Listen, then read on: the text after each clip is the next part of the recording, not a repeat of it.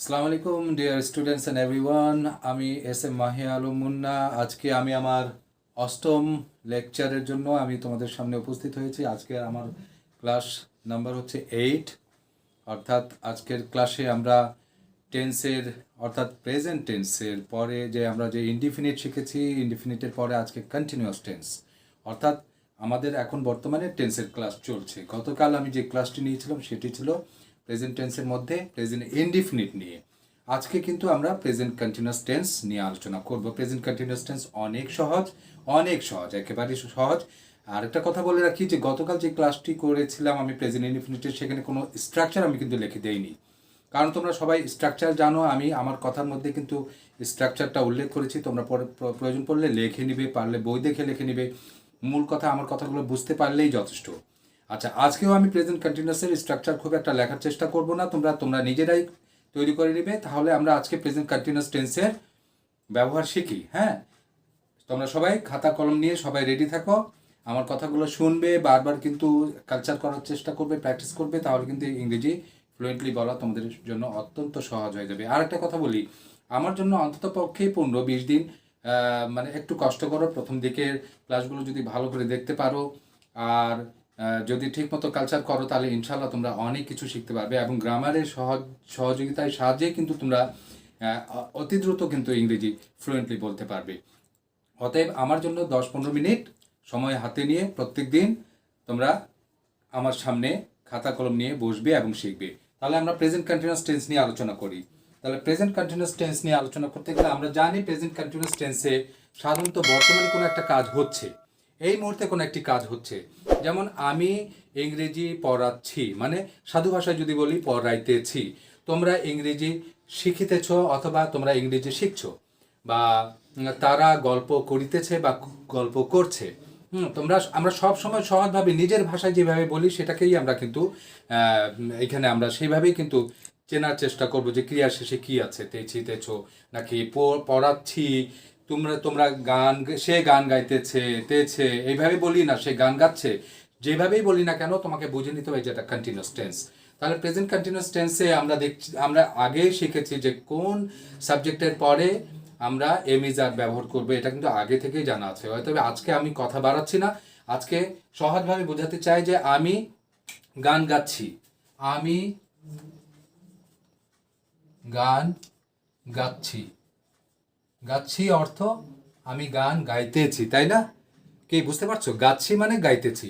তাহলে এটার জন্য ট্রান্সলেশন কি হওয়া উচিত ছিল? I am singing song. I am singing song, আমি গান গাচ্ছি। দেখো এম ইজ আর এর পরে কিন্তু এখানে কি করতে হলো, আমাকে সিং এর সাথে কিন্তু আইএনজি যোগ করতে হয়েছে। তাহলে বোঝা যাচ্ছে যে প্রেজেন্ট কন্টিনিউয়াস টেন্সে এম ইজ আর এর পরে যে মূল ভার্বটা আসবে সেই মূল ভার্বের সাথে কিন্তু আমরা আইএনজি যোগ করে দেব, তাহলেই কিন্তু প্রেজেন্ট কন্টিনিউয়াস টেন্সে তোমার কথা বলা হয়ে যাবে। অতএব আমি গান গাচ্ছি, তাহলে আমি যদি এখানে বলি যে আমরা গান গাচ্ছি, কালকের মতোই আমরা সহজভাবে একটু শিখি। আমরা গান গাচ্ছি, কি করতে হবে? এখানে উই, আমরা যেহেতু উই হয়, উই এর অর্থ আমরা, এখানে কি আমরা আগেই জানি যে উই এর সাথে আর হয়, তাহলে উই আর সিঙ্গিং সং হয়ে গেল কমপ্লিট। দুটি কথা তুমি খুব সহজে বলে দিলে যে আই এম সিঙ্গিং, আই এর সাথে এম ছিল, উই এর সাথে আর, কিন্তু ভার্বের সাথে আইএনজি যোগ করতেই হবে। তারপরে যদি আমরা যদি এটা এইভাবে চেঞ্জ করি যে তুমি গান গাচ্ছ, তুমি তুমি বা আপনি, তুমি বা আপনি, আপনি বা আপনারা, অথবা তুমি বা তোমরা, তুই গান গাচ্ছিস। তো এই ধরনের কথা বলতে গেলে তুমি গান গাচ্ছ, গাচ্ছ, তুমি গান গাচ্ছ বা তুমি গান গাইতেছো, যেটাই হোক কন্টিনিউয়াস, তো তুমি জানোই যেটা তেছো হোক আর গাচ্ছ হোক এই কন্টিনিউয়াস টেন্সই। তাহলে এই ক্ষেত্রেও তোমরা দেখতে পাচ্ছ, এর আগেও আমরা দেখছি আর এর ব্যবহার হচ্ছে, এখনো আর ব্যবহার। আমরা জানি এম ইজ আর এর পরে কি হয় সেটা জানি, সেজন্য আবারও দেখতে পাচ্ছি যে ইউ এর সাথেও আর আসছে, কিন্তু ভার্বের সাথে আইনজি যোগ সব সময়ই থাকবে। তাহলে you are singing song, you are singing song, তাহলে তোমার এই সেন্টেন্সটাও তোমার আরামে বলা হয়ে গেল, শেখা হয়ে গেল। এখন আমি তুমি সে, তাহলে আমি তুমি সে আমরা জানি যে এই আমি তুমি সে আমরা জানি এগুলোর সাথে কি ব্যবহার হয়, I am, you are, we are. তাহলে অন্যান্যদের ক্ষেত্রে এখন আরেকটা আমরা এখানে করতে পারি, তারা গান গাচ্ছে, তারা, তারা গান গাচ্ছে যদি হয় তাহলে কি করব, তারা গান গাচ্ছে, ওই একই ফর্মুলা, তারা গান গাচ্ছে, খালি আমরা এখানে দে লিখবো, দে। তাহলে আমি তুমি সে দেখতে পাচ্ছ যে আমি তুমি সের সাথে আই এম, তারপরে তুমি বা আমরা বা দে তারা এগুলোর সাথে আর হচ্ছে। আরও অন্যান্য ক্ষেত্রে তো আর হয় তুমি জানো, তারপরেও উদাহরণ দিয়ে তোমাকে বোঝাচ্ছি যে মনু অ্যান্ড সোনু, মনু অ্যান্ড সোনু, এই ক্ষেত্রেও কিন্তু যেহেতু অ্যান্ড দিয়ে বহু বচন হয়ে গেছে, এই ক্ষেত্রে তুমি এখানে আর ইউজ করবে।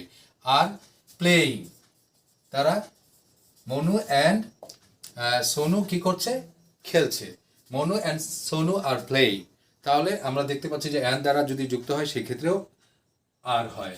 এখন যদি আমি এখানে তারা তারার জায়গায় যদি ছেলেরা, ছেলেরা খেলছে, ছেলেরা ইংরেজিতে, আচ্ছা বাংলায় লিখি আগে, ছেলেরা গান গাচ্ছে, গান গাচ্ছে একটা শব্দ দিয়েই থাক, ছেলেরা গান গাচ্ছে।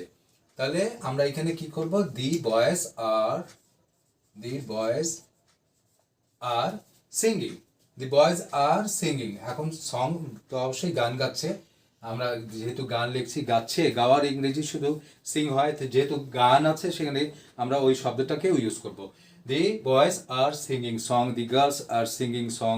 এইভাবে করে সাধারণত আমরা প্রেজেন্ট কন্টিনিউয়াস টেন্সে এম এর এবং আর এর ব্যবহারটা শিখলাম। এখন অন্যান্য ক্ষেত্রে দেখো কি ব্যবহার হয়, যে আমরা যদি এখানে সে গান গাচ্ছে, সে গান গাচ্ছে, এখন ছেলে হোক মেয়ে হোক, সে গান গাচ্ছে, সে গান গাচ্ছে, তাহলে আমি কি লিখবো, হি ইজ সিঙ্গিং, আবারও আমরা এমিজারের পরে আইনজি যোগ করবো, হি ইজ সিঙ্গিং সং, সে গান গাচ্ছে। সে, এখন মেয়ে যদি হয় তাহলে আমরা কি করব, এখানে শি ইজ সিঙ্গিং সং, অর্থাৎ এখানে স্ত্রীবাচক শব্দটা লেখা থাকে, তখন আমরা শি ইউজ করব। হ্যাঁ, ছেলের ক্ষেত্রে হি, মেয়ের ক্ষেত্রে শি। তাহলে আমরা এখানেও দেখলাম যে ইজ ব্যবহার হচ্ছে। আবার যদি এখানে এমন হয় যে রফিক গান গাচ্ছে, রফিক গান গাচ্ছে, তাহলে আমরা দেখতে পাচ্ছি যে এখানেও রফিক যদি যে কোনো নাম যদি হয় সেক্ষেত্রেও আমরা ইজ ব্যবহার করব। Rafiq is singing song, Rafiq গান গাচ্ছে, রফিক ইজ সিঙ্গিং সং। তাহলে আমরা এইভাবে যদি সিঙ্গুলার নাম্বার যদি পাই, যেমন কুকুরটি ঘেউ ঘেউ করিতেছে বা করছে, দি ডগ ইজ বার্কিং, পাখিটি গান গাচ্ছে, দি বার্ড ইজ সিঙ্গিং। এইভাবে আমরা সিঙ্গুলার নাম্বার যদি পেয়ে যাই, তো সেই ক্ষেত্রে আমরা যদি সাবজেক্ট হি সি বা এরকম কোনো নাম হয় যে নামবাচক শব্দ, তাহলে তাদের সাথে আমরা কিন্তু ইজ ব্যবহার করব। এখন একটা সেন্টেন্স দিয়ে আমি নেগেটিভ করা শেখাই। এখন আমরা এতগুলো শিখলাম অ্যাফার্মেটিভ, এবার নেগেটিভ করব। যে আমি সে দিয়ে করি, সে মাছ খায় না, খাইতেছে না বা খাচ্ছে না, খাইতেছে না অথবা খাচ্ছে না।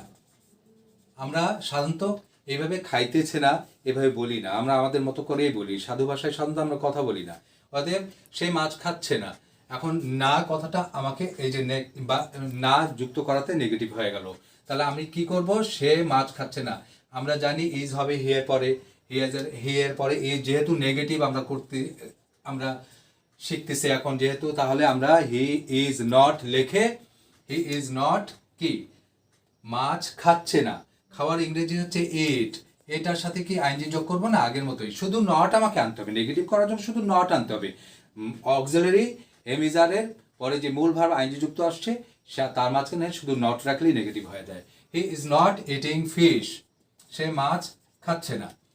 ঠিক আছে, তারপরে আমরা মাছ খাচ্ছি না, আমরা বা তারা বা তুমি বা যেটাই হোক, আমরা মাছ খাচ্ছি না বা খাইতেছি না, খাইতেছি না, এই যে খাইতেছি বা খাচ্ছি না লিখলেই এই কথাটা নেগেটিভ হয়ে যাচ্ছে। আমি দুটো উদাহরণ দিয়ে তারপরে এটা প্রশ্নবোধক করব। আমরা মাছ খাইতেছি না, নেগেটিভ হবে কি, উই আর, দেখো সাবজেক্টের পরপরই সাবজেক্ট অনুযায়ী কিন্তু আমরা এখানে আর ব্যবহার করলাম, we are not eating fish, এই যে নেগেটিভ হয়ে গেল। তাহলে এখন তোমাদেরকে বলি, আমি ভাত খাচ্ছি না, I am not eating rice, সে কলা খাচ্ছে না, he is not eating banana, সে গান শুনছে না, he is not listening to music, বা he is not hearing music, এভাবেও বলতে পারি। তাহলে নেগেটিভ করাটা খুব সহজ। এম ইজ আরের পরপরই নট বসাইলে এবং ভার্বের সাথে তো আইনজি যোগ হবে, তারপরে অবজেক্ট রেখে দিলে সেন্টেন্সটা নেগেটিভ হয়ে যায়। এখন আমরা এটাকে ইন্ট্রোগেটিভ করতে শিখি। খুব অল্প সময়ে চেষ্টা করি যে তোমরা শিখো, কারণ আমরা যদি একটু গ্রামারের মাধ্যমে যদি একটু করি তাহলে কিন্তু তোমাদের ইংরেজি বলাটা সহজ হবে। আমি কিন্তু সেটাই চাচ্ছি, আবার পাশাপাশি তোমাদের গ্রামারটাও হয়ে যাচ্ছে। এখন আমরা লিখলাম আমি কি গান গাচ্ছি, মানে আমি কি গান গাচ্ছি মানে গাইতেছি। যদি তোমার অসুবিধা হয় তাহলে তো তেছিকে তোমরা সাধু ভাষায় আনার জন্য বা চলিত ভাষাকে সাধু ভাষায় নিয়ে আসলে কিন্তু একটা টেন্স ক্লিয়ার হয়ে যায় যে এটা কোন ধরনের টেন্স। তাহলে আমি কি গান গাচ্ছি মানে গাইতেছি, তাহলে আমরা দেখতে পাচ্ছি প্রশ্ন আছে। তাহলে আমরা জানি আয়ের সাথে এম হয়, তাহলে এমটাকে এইভাবে বড় হাতে লেখে এম আই গান গাচ্ছি, আমরা যেভাবে আইনজি যোগ করে থাকি সেভাবে আইনজি যোগ করবো। Am I singing song, am I singing song, আমি কি গান গাচ্ছি, কি শিওর? তাহলে এইভাবে আমরা আমি কি গান গাচ্ছি, তুমি কি গান গাচ্ছ, তা আর ইউ সিঙ্গিং সং, তুমি কি গান গাচ্ছ, এখানে খালি তুমি লিখতে হবে, তুমি কি গান গাচ্ছ। এই কথাটা খালি বলাতেই দেখা যাচ্ছে কি হচ্ছে, তুমি কি গান গাচ্ছ, তুমি কি গান গাচ্ছ। তাহলে আমরা কি কর, এইখানে জাস্ট সাবজেক্ট এবং সেই সাথে অক্সিলারি, এর সাথে আর হয়। আমরা জানি না ইউর সাথে আমরা কি আগে থেকে শিখে নেইনি যে ইউর সাথে আর হয়। তাহলে ইউর সাথে যেহেতু আর হয় তাহলে আর ইউ, তুমি কি গান গাচ্ছ, আর ইউ সিঙ্গিং সং। তারপরে সে কি গান গাচ্ছে, সে কি গান গাচ্ছে, এখন খালি সে কি গান গাচ্ছে। হ্যাঁ, এটা যদি করি সে কি গান গাচ্ছে, তাহলে আমাদের কিন্তু এক জায়গাতেই আমরা একটা সেন্টেন্স দিয়ে অনেকগুলো, সে কি গান গাচ্ছে, ইজ হি। এবার দেখো ইজ হি এর সাথে ইজ এবং হি, যেহেতু he third person singular number এই জন্য হি এর সাথে ইজ হবে। একটু আগেই আমরা দেখলাম যে ইজ হি সিঙ্গিং সং, তারপরে is Rafiq singing song, is a bird singing song, তারপরে ইজ এ বেগার বেগিং, একটি ভিক্ষুক কি ভিক্ষা করছে বা করিতেছে, বা মনে করো যে সে কি খেলিতেছে, ইজ হি প্লেয়িং। মানে যেভাবে হোক থার্ড পারসন সিঙ্গুলার হলে আমরা দেখতে পাচ্ছি যে তাদের সাথে ইজ হয়। অর্থাৎ সাবজেক্ট আমরা জানি যে সাবজেক্টের পূর্বে ইজ রেখে দিলেই পরবর্তীতে সাবজেক্ট রেখে তারপর আইনজি যোগ। এটা তোমরা অবশ্যই শিখে নিয়েছো, বারবার একই কথা বলার দরকার নেই। আমরা এবার ইন্ট্রোগেটিভ নেগেটিভ করব। ইন্ট্রোগেটিভ নেগেটিভ করে তারপরে একটু অন্য ব্যবহার, একটু অন্য ধরনের ব্যবহারটা করব। দেখো প্রশ্নবোধক একটা করলাম, মনে করো তুমি, তুমি দিয়ে একটা সেন্টেন্স করি, তুমি তুমি কি তুমি কি বই পড়ছো না, তুমি কি বই পড়ছো না, পড়ছো না। এখন একার আকার দিয়ে হয়, আবার ছ লিখলে হয়তো তুমি কি বই পড়ছো না। এখন এভাবে যদি লিখি তুমি কি বই পড়ছো না, তাহলে এখানে দেখ কি এবং না দুটোই আছে, তাহলে ইন্ট্রোগেটিভ নেগেটিভ। তাহলে আমরা জানি যে ইউর সাথে আর হয়, তাহলে আর ইউ নট, এখানেই নট, নট নিজের জায়গা কখনো কাউকে দিবে না। আর ইউ নট বই পড়ার ইংরেজি read, are you not reading কি, আমরা কি করব আইনজি যোগ করব, are you not reading book, are you not reading book, তুমি কি বই পড়ছো না, তুমি কি বই পড়ছো না, আপনি কি বই পড়ছেন না। তাহলে আমরা সব তো ইউ দিয়ে হয়, তাহলে are you not reading book, ঠিক আছে, are you not reading book, তুমি কি বই পড়ছো না। তাহলে এইভাবে আমরা অন্যান্য সেন্টেন্স থার্ড পারসনে কি করব, যে সে কি বা কোনো নাম যেটাই হোক, ছেলে মেয়ে হোক যে হোক, সিঙ্গুলার হলেই হলো, সে কি বই পড়ছে না, সে কি বই পড়ছে না। ইজ হি নট, আমরা কি করব এখন ইজ হি নট, আমরা জানি হি এর সাথে ইজ হয়, তাহলে ইজ লেখে ইজ হি নট, অথবা মেয়ে মানুষ যদি হয়, স্ত্রীবাচক যদি হয় তাহলে is she not, is she not reading বুক। আমাকে দ্রুতই লিখতে হচ্ছে কারণ তোমরা সাধারণত টেনে টেনে দেখবা, তা চাই না অল্প সময়ের মধ্যে কিভাবে সব কথা বলা যায়, সেজন্য আমাকে দ্রুত বলতে হয়, দ্রুত লিখতে হয়। তাহলে আশা করি বুঝতে পারছো যে কীভাবে ইন্ট্রোগেটিভ নেগেটিভ হয়। যদি first person, second person, third person এগুলো হয় তাহলে are you not, are we not, are they not, am I not যদি হয় এভাবে করবো। কিন্তু থার্ড পারসন সিঙ্গুলার হলে is he not, is she not, is the dog not, is a cow not, অথবা is the cow not, is the bird not, এভাবে করে is a bird not, যেটাই যে তুমি ইজ এভাবে করে ইন্ট্রোগেটিভ নেগেটিভ করে নিতে হবে। তাহলে এখন আমরা যে ব্যবহারগুলো একটু একটু ব্যতিক্রম ধর কন্টিনিউয়াস টেন্সে একটু ব্যতিক্রম ব্যবহারটা হচ্ছে তোমাদেরকে দেখাই। যে আমি আশা করিতেছি, মানে আমি আশা করিতেছি এই কথাটা তো বলি না, আমি আশা করিতেছি এই কথাটা বলতে গেলে দেখা যায় যে কন্টিনিউয়াস টেন্স স্পষ্ট বোঝা যায় যে এটা কন্টিনিউয়াস টেন্স। আমি আশা করিতেছি, আমি আশা করিতেছি, করিতেছি। আসলে কিন্তু এই ধরনের কথা কিন্তু আমরা প্রত্যেক দিন প্রতিনিয়ত কিন্তু এভাবে বলি না। আমরা আশা করিতেছি কথাটা কিন্তু স্পষ্টভাবেই কিন্তু কন্টিনিউয়াস, কিন্তু ইংরেজিতে যখন স্পিকিং করবা বা লেখালেখি করবা, স্ট্যান্ডার্ড রাইটিং যদি করতে চাও আর স্ট্যান্ডার্ড স্পিকিং যদি করতে চাও, তাহলে আমি আশা করিতেছিকে তোমাকে কন্টিনিউয়াসে কোনো অবস্থায় তুমি করতে পারবে না। তোমাকে তখন প্রেজেন্ট ইনডিফিনিটে বলতে হবে, আই হপ, এটা বলতে হবে। আমি আশা করিতেছি, এটাকে আই এম হপিং কখনো হবে না। এগুলো ভার্বের সাথে সাধারণত আইনজি যোগ করে কথা বলতে হয় না। কিছু কিছু ভার্ব আছে সেগুলো তোমরা মুখস্থ করে নিবে। তাহলে আমি আশা করিতেছি, এক্ষেত্রে আই হপ শব্দটা বলতে হবে। আমি অনুভব করিতেছি, এরকম যদি হয় আমি অনুভব করিতেছি, এই ক্ষেত্রেও তুমি তুমি আমি I I I am feeling এটা করা যাবে না, আই ফিল বলতে হবে। ঠিক আছে, এক্ষেত্রেও তুমি এইভাবে আমি পছন্দ করিতেছি, আই এম লাইকিং বলা যাবে না, আই লাইক বলতে হবে। এই ধরনের কিছু ভার্ব আছে সেগুলো তোমরা মুখস্থ করে নিবা। হ্যাঁ, লাভ, আন্ডারস্ট্যান্ডিং, লাইক, ডিসলাইক, হিয়ার, এই ধরনের থিঙ্ক, এই ধরনের শব্দগুলো। তাহলে এখন সে থার্ড পার্সন হোক আর যেই পার্সন হোক, সেই ক্ষেত্রে কিন্তু এই ভার্বগুলো তোমরা এটা করবে। তারপরে আমি ভয় পাচ্ছি, হ্যাঁ, তাহলে কি করতে হবে, আই এম ফিয়ারিং দরকার নেই, আই ফিয়ার, আমি ভয় পাই। অর্থাৎ এই কথাগুলোকে প্রেজেন্ট ইনডিফিনিটে বলতে হবে। তারপরে তোমার এরকম যে আমি তোমাকে ভালোবাসিতেছি, এই ধরনের কোনো কথা হয় না, হয় ভালোবাসি নাহলে ভালোবাসি না। তাহলে কি করতে হবে, আমি তোমাকে ভালোবাসিতেছি বা সে আমাকে ভালোবাসিতেছে, আমি তোমাকে ভালোবাসিতেছি,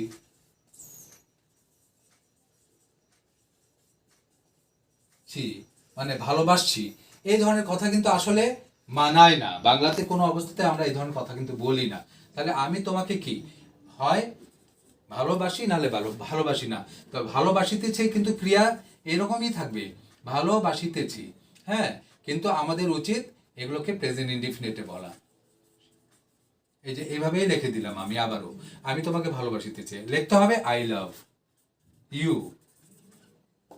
ঠিক আছে, তারপরে এই ধরনের কিছু ক্রিয়া আছে, মুখস্থ করে নিবা। আমি এই প্রসঙ্গটা আমি বাদ দিলাম। এক্ষেত্রে তোমরা প্রেজেন্ট ইনডিফিনিটে বলার চেষ্টা করবে, কখনো কন্টিনিউয়াসে না। তারপর দেখো, আমি ভাবছি, আমি সেই কথাই ভাবছি, আই এম থিঙ্কিং সো, না বলে আই থিঙ্ক সো, আমি সেই কথাই ভাবছি, আমি কি বলবো, আই থিঙ্ক সো। ঠিক আছে, আবার আমি সেই কথাই শুনেছি, আই হিয়ার সো, এভাবে বলতে হবে, কিন্তু আই এম হিয়ারিং সো কখনো করা যাবে না। তাহলে এই জিনিসগুলো আমরা মোটামুটি শিখে ফেললাম।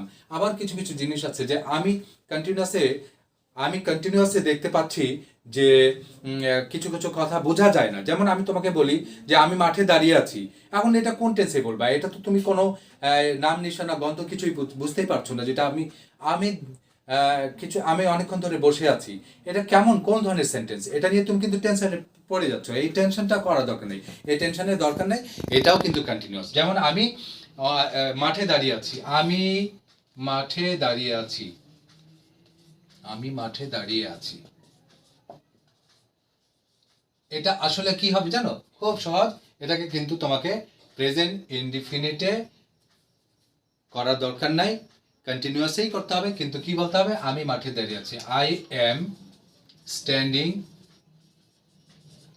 কোথায়, ইন দি ফিল্ড, আমি মাঠে দাঁড়িয়ে আছি, আমি মাঠে দাঁড়িয়ে আছি, আমি স্ট্যান্ডিং ইন দি ফিল্ড। আমি মাঠে বসে আছি, যদি এটা হয় তাহলে আমরা স্ট্যান্ডিংটা কাটে দিয়ে কি করব, I am sitting in the field, এইরকম তুমি করতে পারো। তারপরে সে ঘুমিয়ে আছে, তারা ঘুমিয়ে আছে, হ্যাঁ, এই ধরনের কথা বলার ক্ষেত্রেও কিন্তু তুমি হি ইজ স্লিপিং বললেই হবে। আমি ঘুমিয়ে আছি, এই কথা যদি আমি লিখি আমি ঘুমিয়ে আছি, আমার আজকের লেকচার একটু বড় হতে পারে, তোমরা শিখলেই আমার লাভ। আমি ঘুমিয়ে আছি, এই ধরনের কথা কিন্তু বোঝা যাচ্ছে না যে কোন টেন্সে হওয়া উচিত, কিন্তু এইটাও কন্টিনিউসলি করতে হবে। আমি ঘুমিয়ে আছি মানে আই অ্যাম স্লিপিং। যদি এখন থাকতো তাহলে আমরা নাও লিখতাম আই এম স্লিপিং। আমি ঘুমিয়ে আছি, আই এম স্লিপিং। এইভাবে কথাগুলোকে বলতে হবে। আচ্ছা, আরেকটা অন্য নিয়ম আমরা শিখি। এগুলো সব প্রেজেন্ট কন্টিনিউয়াসের একটু একটু ব্যতিক্রম ধর্মী বিষয়গুলো আমি শেখাচ্ছি। যেমন আমি ইংরেজি ক্লাস শুরু করতে যাচ্ছি। আমি ইংরেজি ক্লাস শুরু করতে যাচ্ছি, তাহলে I am going to start বা বিগিন, যেটাই লিখি না কেন, I am going to start অথবা বিগিন যেটাই লিখি, বা I am going to open. তো কি করতে চাচ্ছি? I am going to start English speaking course. I am going to start English speaking course. তো আমি পুরোটা লিখলাম না, তোমরা বুঝে নাও। I am going to start my business very soon. আমি আমার ব্যবসা খুব তাড়াতাড়ি শুরু করতে যাচ্ছি। I am going to start writing a story. আমি একটা গল্প লিখতে যাচ্ছি। I am going to start teaching. I am going to start. এখন আমরা যেটাই করতে চাই না কেন সেটাকে I am going to start দিয়ে লিখতে হবে। এটা তোমরা বাংলায় লিখে নিও, আমার এই লেকচারটা শুনে টেনে টেনে লিখে নিতে পারো, অসুবিধা নেই। যে কোনো কাজ একটা শুরু করতে যাচ্ছ সেক্ষেত্রে আই এম গোয়িং টু দিয়ে কথাটাকে, গোয়িং টু এর পরে ইনফিনিটিভের যেহেতু ব্যবহার আছে সেই কারণে আজকে আমি কথা বাড়াচ্ছি না। একদিন আমি ইনফিনিটিভ নিয়ে যখন ক্লাস করব তখন এই বিষয়গুলো ক্লিয়ার করে দেবো। আরেকটি বিষয় আছে যে সে হাসতেই থাকে, সে হাসতে থাকে মনে করো, বা সে খাইতেই থাকে, এরকম একটা কথা যদি বলি, সে খাইতেই থাকে।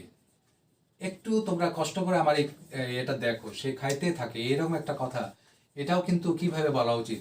সে খাইতে থাকে, এই ইংরেজিটা কিন্তু করতে হবে এইভাবে, হি রিমেইনস, কি খাইতে থাকে, হি রিমেইনস। চাইলে তুমি এখানে কি করতে পারো, হি রিমেইনস টু ইট, হি রিমেইনস টু ইট এভাবেও করতে পারো। তা আর তুমি যদি এটাকে যদি তুমি এইভাবে করতে চাও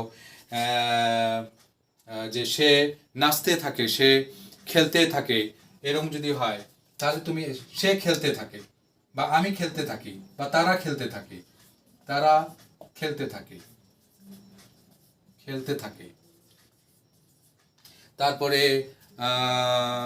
মনে করো যে বাচ্চাটি কাঁদতে থাকে, শিশুটি কাঁদতেই থাকে, এরকম বলি না, বাচ্চাটা কাঁদতেই থাকে। এইগুলো কথাকে কিন্তু বলার জন্য কিন্তু রিমেন্স শব্দটি নিয়ে আসতে হবে।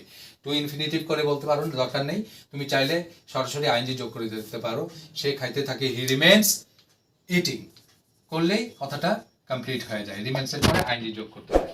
আচ্ছা, তারা খেলতে থাকে, তাহলে দে খেলতে থাকে, দে রিমেইন আগে লিখবো, রিমেইন কি খেলতে থাকে, প্লেইং। এই যে আইনজি যোগ করে দিলাম। এগুলো সব প্রেজেন্ট কন্টিনিউয়াসের উদাহরণ। এখানে দেখো হি ছিল দেখে আমি কিন্তু রিমেইনস করছি, থার্ড পারসন, ঠিক আছে। পরেরটাতে তারা খেলতে থাকে দেখে দে রিমেইন প্লেইং। আচ্ছা, লাস্ট ক্লাস আমার আছে, যে আমি যে বিষয়টা নিয়ে এখন যে কথা বলে শেষ করতে চাচ্ছি সেটা হচ্ছে, আরেকটা এরকম আছে যে সে সে কিছু করে না, শুধু মানে একটা উদাহরণ তোমাকে, যে হি ডাজ নাথিং বাট লাভ, এরকম একটা কথা আছে না, সে খালি হাসতেই থাকে, সে খালি হাসতেই থাকে, হ্যাঁ, সে খালি নাচতেই থাকে। মানে এইরকম কথাও কিন্তু আমরা কিন্তু বলি। একটু আগে যেটা বলছি তার থেকে একটু আলাদা। এটা বাচ্চাটা কাঁদতেই থাকে এরকম কথা বলার জন্য কিন্তু রিমেইনস সুইপিংটা আমরা করলাম। হ্যাঁ, কিন্তু এখানে সে অন্য কিছু তো করে না, শুধু এই কাজই করে। সে তো খেলাধুলা তো করে না, খালি কম্পিউটারই চালাতে থাকে, এরকম কথা বলি না। তো সেই কারণে আমরা এই ধরনের হি ডাজ নাথিং দিয়ে আমরা কিন্তু সেন্টেন্সটা বলবো। তো প্রত্যেকটার স্ট্রাকচার তোমরা সাজিয়ে নিও।